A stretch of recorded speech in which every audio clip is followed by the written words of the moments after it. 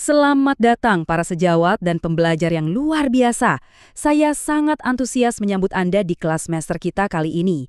Hari ini, kita tidak akan sekadar membaca deretan angka di atas kertas, tapi kita akan membongkar tuntas misteri patofisiologis di baliknya.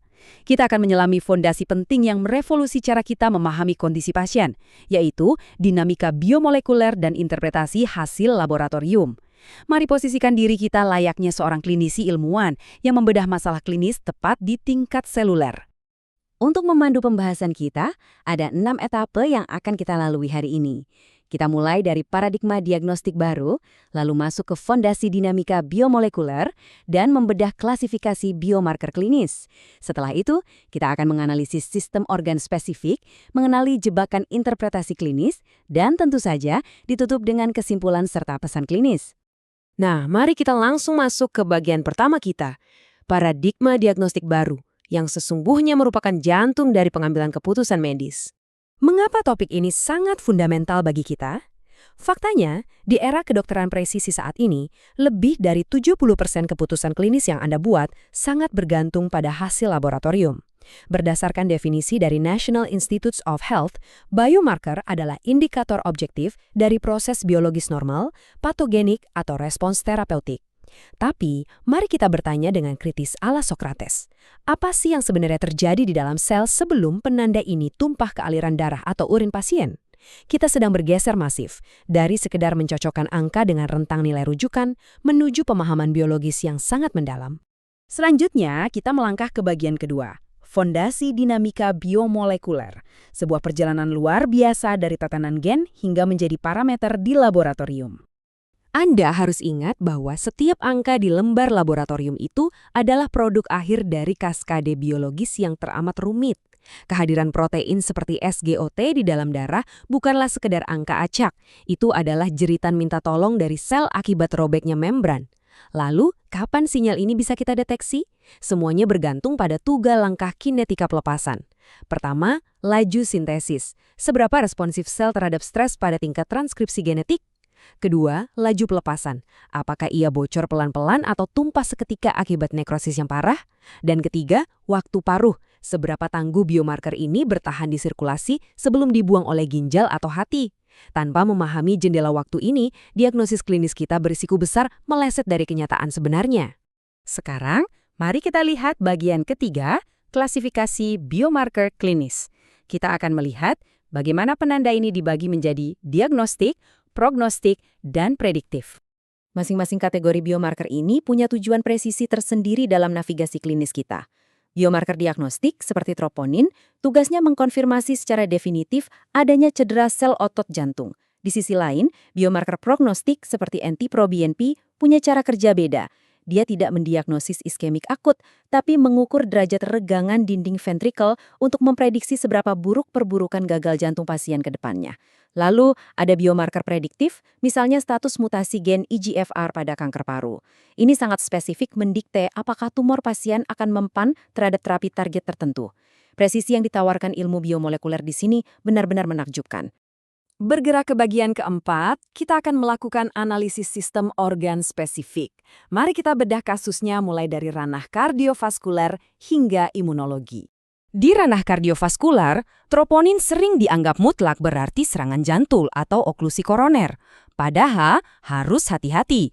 High sensitivity troponin itu sangat peka. Dia bisa mendeteksi stres miokard global dari kondisi non-koroner seperti sepsis berat atau emboli paru masif. Bergeser ke sisi metabolik, kita punya HbA1c yang merekam memori glikemik pasien selama 120 hari terakhir. Tapi waspadalah, kalau pasien Anda mengalami anemia hemolitik di mana sel darah merah hancur lebih cepat dari biasanya, nilai HbA1c ini akan menciptakan ilusi angka normal yang sangat menipu ketajaman diagnostik kita. Nah, ini dia salah satu dilema klasik yang sering kita hadapi di IGD, membedakan inflamasi steril dari infeksi bakteri sistemik. Disinilah kepiawaian molekular bersinar. CRP adalah reaktan fase akut yang dipicu oleh interleukin 6 sebagai respons peradangan sistemik secara umum. Sebaliknya, prokalsitonin atau PCT memberikan presisi yang jauh lebih superior. Gen CLC1 itu hanya akan mengalami upregulasi masif ketika tubuh terpapar endotoksin bakteri. Bahkan yang lebih brilian, keberadaan interferon saat infeksi virus justru secara aktif menekan produksi prokalsitonin. Ini adalah instrumen biologis esensial krusial agar kita bisa meresepkan antibiotik secara rasional. Mari kita pertimbangkan probabilitas klinis ini dengan saksama. Bayangkan seorang pasien lansia dengan atrofi otot yang sangat parah dan kadar kreatinin absolutnya berada di angka 1,0. Apakah ginjalnya sehat? Hampir pasti tidak. Kreatinin adalah produk sisa metabolisme otot. Otot yang menyusut drastis bisa menyembunyikan realitas klinis bahwa pasien ini mungkin sudah kehilangan lebih dari 50% fungsi filtrasi glomerulusnya. Itulah kenapa pedoman nefrologi internasional seperti KDGO mewajibkan kita berpatokan pada estimasi GFR, bukan sekedar menelan mentah-mentah nilai kreatinin absolut. Sekarang mari kita pecahkan teka-teki biokimia dari enzim hati melalui rasio Deritis, yaitu perbandingan AST dan ALT. Secara subseluler, ALT itu duduk manis di area sitosol superfisial hepatosit. Sementara itu, 80% AST terkunci rapat jauh di dalam organel mitokondria. Logika patofisiologisnya begini.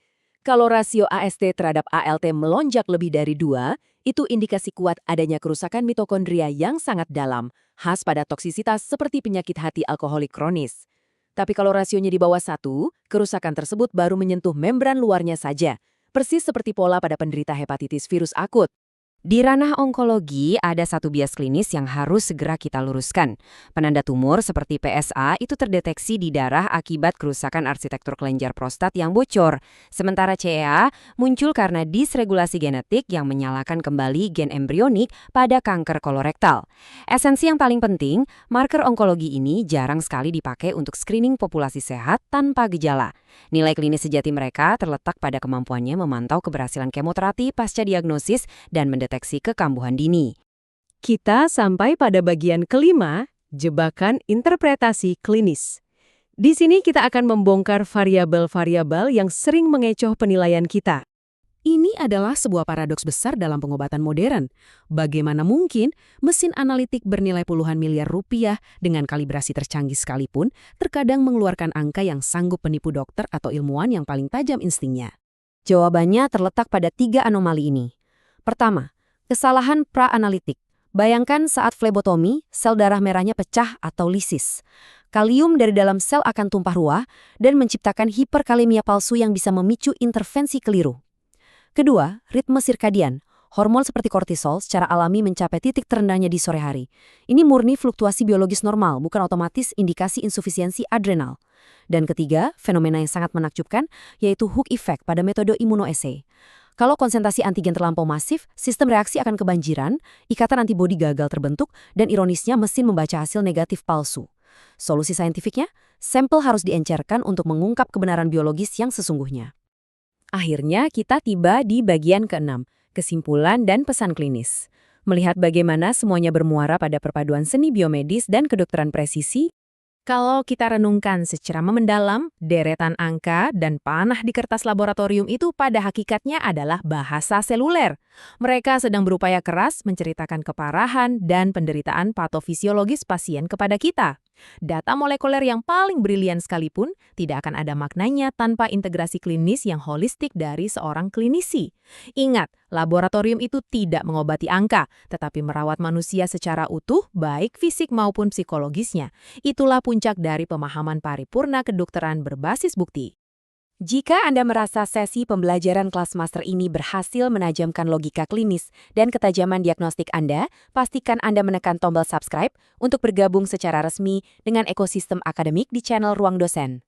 Aktifkan lonceng notifikasi agar Anda tidak tertinggal satupun materi komprehensif selanjutnya. Jangan lupa klik like dan bagikan sesi ini kepada rekan sejawat atau mahasiswa medis lainnya agar kita bisa bersama-sama memajukan literasi sains yang presisi. Sebagai pemikiran penutup untuk Anda renungkan, di era modern di mana kecerdasan buatan mulai mampu membaca hasil lab jauh lebih cepat dari kita, mungkinkah kemampuan kita untuk mengaitkan angka-angka dingin tersebut dengan empati dan konteks klinis pasien menjadi satu-satunya hal yang mempertahankan eksistensi kita sebagai penyembuh sejati? Sampai jumpa di mimbar akademik Ruang Dosen berikutnya.